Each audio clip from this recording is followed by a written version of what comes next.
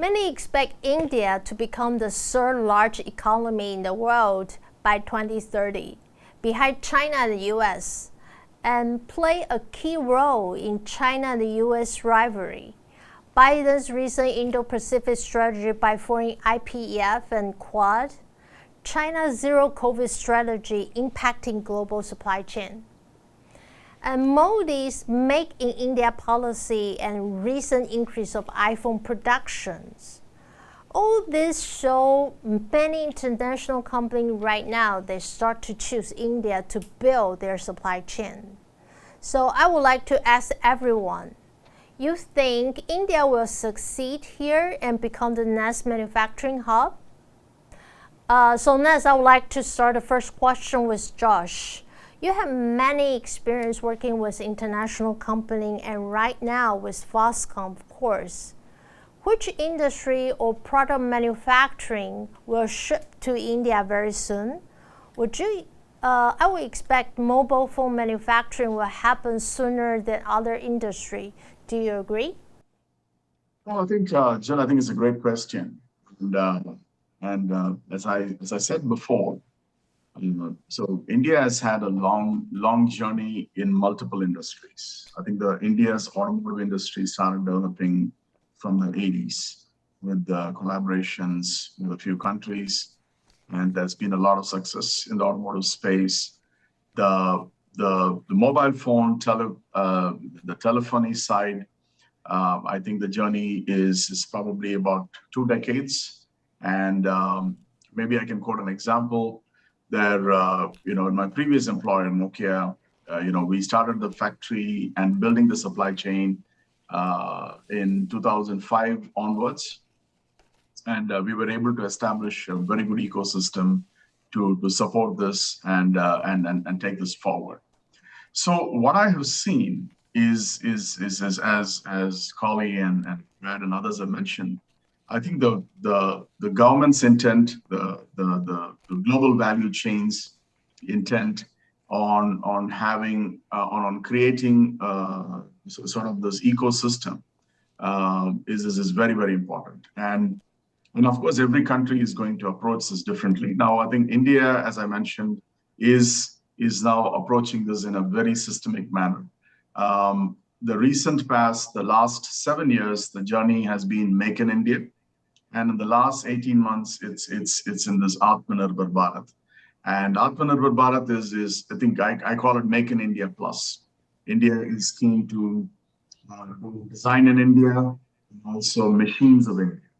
And there are committees formed which are supporting that, which are driving this. So the approach for India is to look at, I'll say, all the big categories.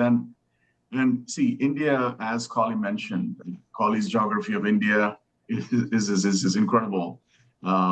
India is a large, diverse country. It has a growing market, and both domestically and I'll call it the proximal market. Proximal export market is also growing very, very rapidly. And India has been very smart in signing some very clever FTA agreements.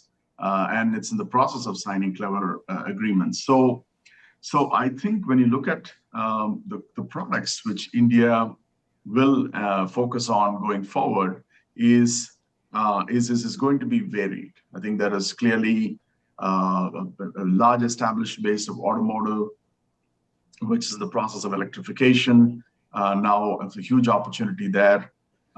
India is the #2 manufacturer of smartphones, and that is going to be a massive expansion. The Indian consumer base is large and growing, and is into wearables, hearables category. You're going to see a lot of opportunities coming about. So I think it's the way I see India looking at this is some midterm successes with the PLI scheme and some long-term successes with this India at 100 program over the next 20-25 years. So I think it's going to be very, very interesting to see which countries India partners with, collaborates with to make all of these successful, which companies India is going to collaborate with, invite, and provide the necessary support. So I think it's definitely a very good opportunity for India and vice versa for global value chains also to look at India in that light to be successful together. Back to you, Jill. Thank you. How about Taiwan? India especially looking for Taiwan company support or collaboration to build up the local supply chain? Absolutely. I think as you know, I think Kali has a long history with India, going back 30 years, and looks like Kali's experiences in India have been very positive, and I think that is reflective of also the collaborations which have happened. I'll say mainly in the last 15 years, there has been a lot of scaled cooperation, scale meaning larger collaborations there, not just in the electronic space, but in other areas of collaboration as well. I clearly see Taiwan as one of the strong collaborators here, and I hope both the countries and all the stakeholders that. I think at the end of the day, sometimes it's not just the countries; it's also the important stakeholders, who are able to establish these links, to make things successful. Because the goals of global supply chains is to achieve what people call a resilient supply chain, a self-stabilizing supply chain, and if the government of India's intent is to sort of support that, and then if a collaborating country like Taiwan, which has now decades of experience in this space, is forthcoming, I think it's going to be a win-win-win, going forward. Thank you, Brad. Would you like to share your observation on telecommunication industry? Are they looking for more India local partners? Absolutely, and I think Kali is going to need to change his quote from G20 to G2 to actually be G20 to G3. Yeah, I agree. That will be an update. Look, I think, many times people like to talk about a situation as win-lose. Moving things out of China to other, industries. It's a win for those countries, a lose for China. I think it's different. The world has more and is doing more today than it was doing 20 years ago. There are fewer people in poverty, and in telecommunications, there are more people who have phones. So the world is a better place in many, many ways today. And I think that can continue. And of course, people will compete and should compete, right? That is okay. But in general, I think there's more opportunity for win-win than for win-lose. And the countries and the companies that embrace that philosophy and that approach, I think will do well. Thank you, Brad. My next question goes to Prince. India is trying to strengthen its local semiconductor industry to be self-sufficient. And this year, the government subsidy to company is also ready. So first, regarding the future development of semiconductor industry in India, based on your observations, what will be the biggest challenges? And how soon will India build up a robust ecosystem in semiconductors? Thank you. I think I can definitely say is the due to the population. I think that India is already almost will be the number one and number two for the population. So and also they are 50% of the population is under 25. years old. So I think that would be the growth momentum for the India. And also the government Moody have set up the Make in India in 2014.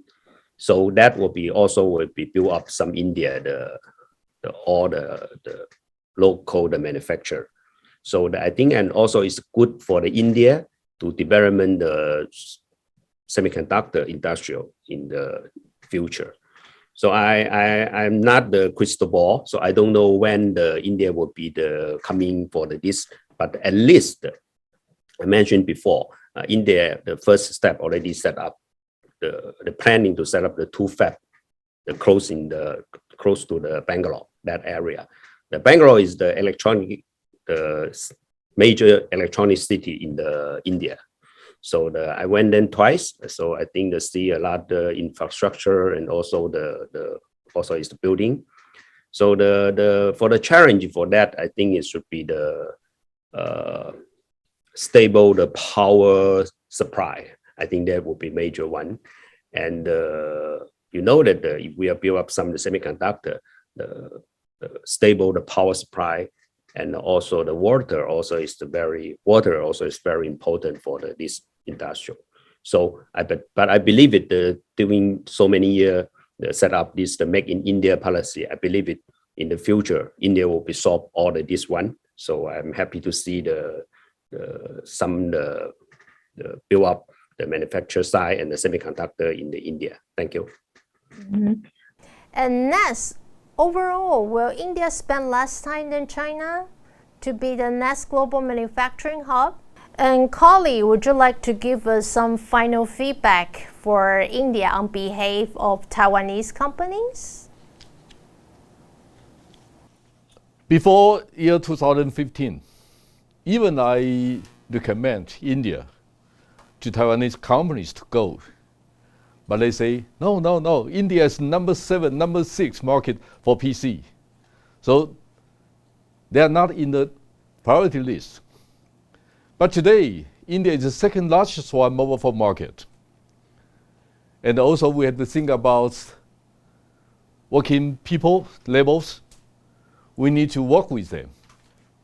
And as I mentioned before, unskilled laborers are the most headache issues for government.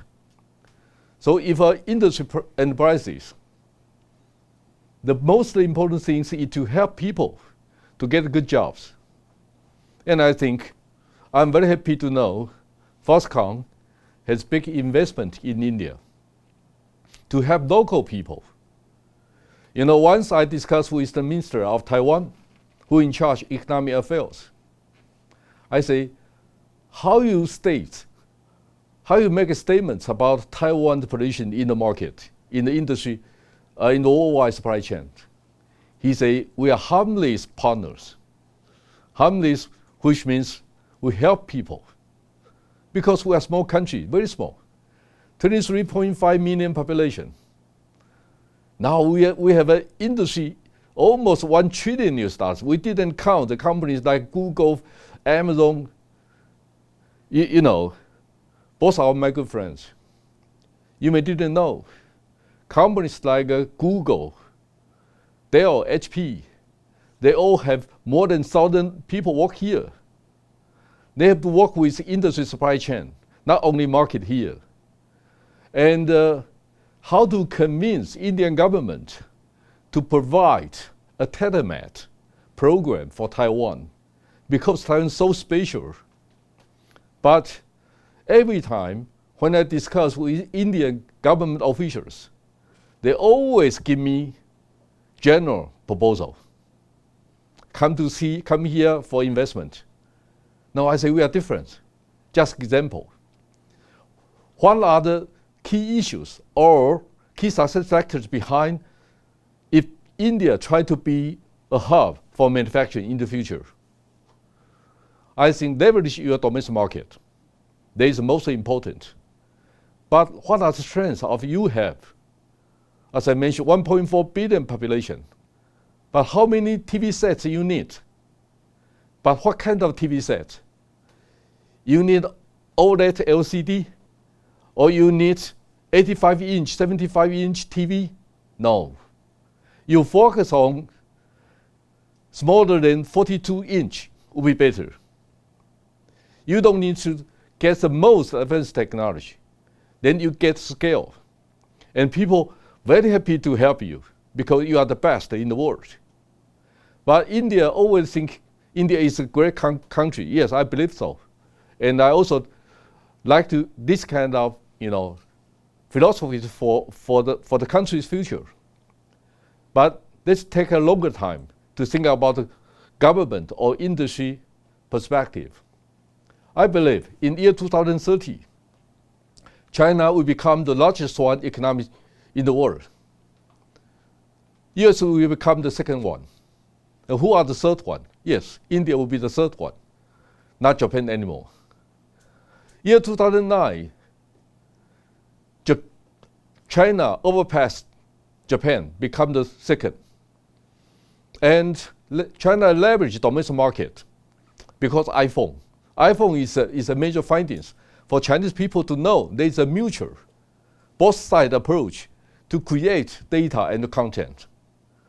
So China leveraged the mega trend of the world. So believe me, if we want a more diversified manufacturing site and the mechanism system in India, smart manufacturing, and the right products, right approach in your country, they will be good for your country to think about that. And then I will believe LitePoint, companies like LitePoint, will be very happy to help you because you are the most charming market in the world. And as I mentioned, Taiwan is a small country, very small. Once I discussed with Dr. Sharma, I say, if a company like Compal, Wistron, or Foxconn to India, compare with Samsung or LG or Panasonic from Japan, Korea, who will be the priority? He told me company from Japan, Korea will be better. I say, no, you took a wrong approach, not because I'm Taiwanese. Because looks like we are big companies, but we need your support, otherwise we cannot survive. We don't have the vertical integration, everything's together. So if we are really fully verticalized, then we don't need your help. We just need your workers only, laborers only. So think about that, taking approaches, and I believe, because I discussed with founder of Foxconn and the chairman, Terry Guo and Yang Liu. And today, their philosophy also changing a little bit. They're trying to work with local. So they have a alliance, not only in India, but also in Thailand, Saudi Arabia, Malaysia, America, Germany. So they're also they're trying to build different approaches and manufacturing system for next decades. So trust me, country like India, you will become the third largest one economy. You have to take an approach different from others. Then you have your own position, and people would like to go. So, Mr. George, recommend to your government, maybe next time invite me to go again. Even I had been there more than 20 times. I'm very happy to go. Thank you. It will be my pleasure to host you, Kali, and we can visit a few cities which you have in the past, and it will be a pleasure to show you some of our operations as well in the process.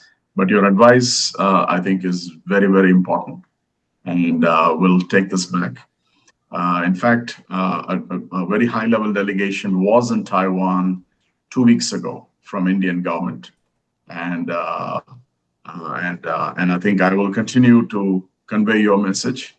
But I think it's very important that that we get you to come to India very soon to meet the right people and give your guidance. Thank you. Thank you, Josh and Kali. My last question for this session goes to Josh. Many multinational companies express high interest to invest in India, But the most difficult thing is to build up their local ecosystem. And Josh, you have a great experience to assist multinational companies to build up the connection to construct a local ecosystem. Would you like to share some of your experience, maybe some of your real story, working with those companies and help them to be localized? Well, I'll take. I've been back in India 17 years, and I came back with my previous employer, Nokia, and Nokia's intent at that time was to build, again, a global supply chain. India was chosen to be a part of Nokia's global demand supply network, as it was called at the time. And so we started the factory 2005, 2006, and we also started to build the ecosystem, the suppliers and whatnot.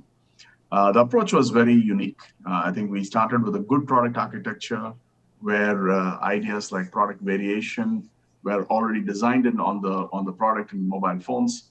So it really helped us build the ecosystem or the supply chain in a very phased manner. So we brought in suppliers who were on the later stage of variation of the product, the covers and things like that.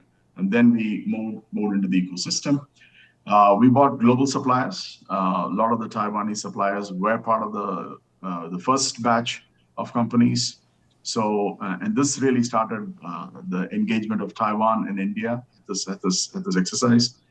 We ended up bringing about 30 global suppliers into India. We bought hundreds of, I should say, process support companies to sort of really help in the technology and whatnot. And all of this was done, very quickly in a manner.